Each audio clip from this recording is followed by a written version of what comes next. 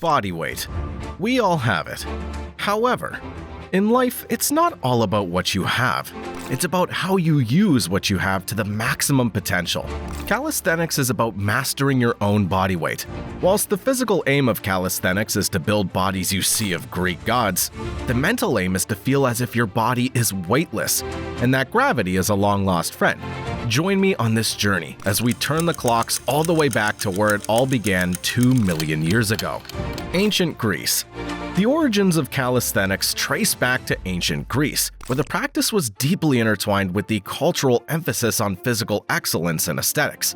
Greek warriors, especially the Spartans, were renowned for their rigorous bodyweight training routines, which included push-ups, pull-ups, and various gymnastic movements designed to develop unparalleled physical prowess and endurance. This dedication to physical fitness was also reflected in the Olympic Games, where athletes competed in events that demanded extraordinary strength and agility, much of which was honed through calisthenic exercises. The Greek philosopher Plato advocated for the importance of physical fitness in achieving a balanced life, influencing the integration of calisthenics into the daily regimen of Greek citizens.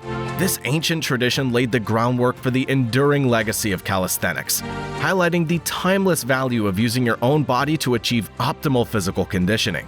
The Middle Ages. As ancient times came to a close, a new style of calisthenics came into play.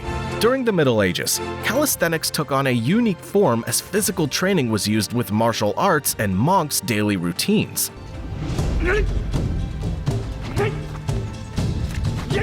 In Europe, knights and soldiers practiced bodyweight exercises as part of their martial training, developing strength and endurance for battle. This training often included climbing, running, and weapon handling, emphasizing functional fitness long before the term existed. Meanwhile, in the secluded monasteries, monks incorporated calisthenics into their daily lives to maintain physical health and mental discipline. Notably, Shaolin monks in China developed rigorous routines blending calisthenics with martial arts,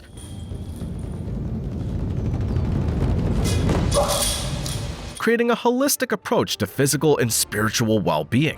One captivating story from this period is about the Shaolin monk Bodhidharma, who is said to have introduced exercises to the monks to help them endure long periods of meditation.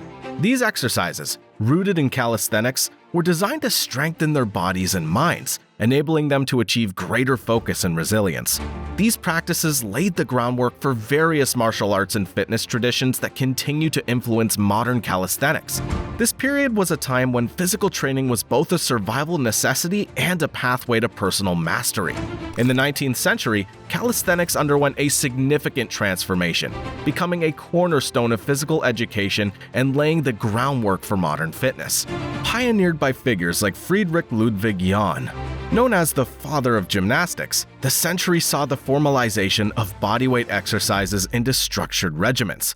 Jahn introduced the concept of turnen, which combined gymnastics and calisthenics to enhance physical and moral development. This era also saw the invention of several skills and apparatus, including the parallel bars, horizontal bars, and the pommel horse, which required practitioners to develop extraordinary upper body strength, coordination, and balance. Notable figures such as Jahn and his followers, the turners, practiced and promoted these exercises across Europe, emphasizing discipline and national pride. Their routines included dynamic movements like muscle-ups, human flags, and various static holds that are still revered in calisthenics today. An interesting anecdote from this period involves Jahn and his establishment of the first outdoor gymnasium in Berlin in 1811. This open-air facility was equipped with wooden beams and climbing structures, allowing the public to engage in physical exercise. It became a symbol of the growing movement towards physical fitness and nationalism, influencing generations to come. These exercises were not only performed for physical enhancement, but also as a form of social cohesion and resistance, particularly in Germany, where the turners played a role in the nationalist movements of the time. Thus, the 19th century was a pivotal period for calisthenics, blending physical fitness with cultural and political significance. In the 1920s, just after the First World War, calisthenics became popular in physical education programs in schools, particularly in the United States. It was promoted as a way to improve general health and fitness. During this period, educators and health advocates emphasized the importance of regular physical activity to combat the sedentary lifestyle brought about by increasing urbanization and industrialization. Calisthenics routines, which included exercises such as jumping jacks, push-ups, sit-ups, and leg raises, were designed to be simple yet effective, requiring no special equipment and thus easily implemented in school settings. One notable story from this era is the introduction of daily dozen exercises by Walter Camp, known as the father of American football.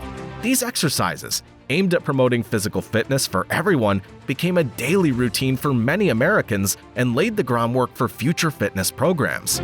World War II. Germany has invaded Poland. The Japanese have attacked Pearl Harbor. Germany has declared war on Russia. Here's where it gets real. Just after this, in the 1940s, when World War II took off, soldiers had to be strong and fit for war. This is when calisthenics became more intense and popular amongst people, especially the soldiers. Their workout would include absolutely everything, from push-ups to dips to burpees, lunges, squats, and lots of core exercises. The soldiers were really pushed to their limits. They would have left the advanced movements alone like muscle-ups, planches, and handstands, whilst only mastering the basics. A compelling story from this period is about the legendary Marine, John Basilone, who used calisthenics to maintain his extraordinary physical condition. Basilone's regimen included rigorous bodyweight exercises, which helped him earn the Medal of Honor for his heroic actions during the Battle of Guadalcanal. The late 20th century. For the rest of the 1900s, calisthenics didn't grow tremendously.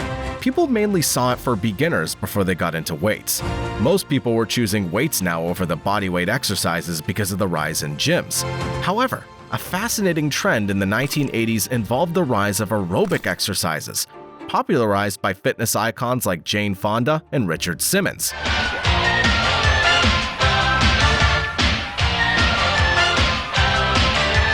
While these routines were not purely calisthenics, they incorporated many bodyweight movements, bringing the concept of exercising without equipment back into the mainstream.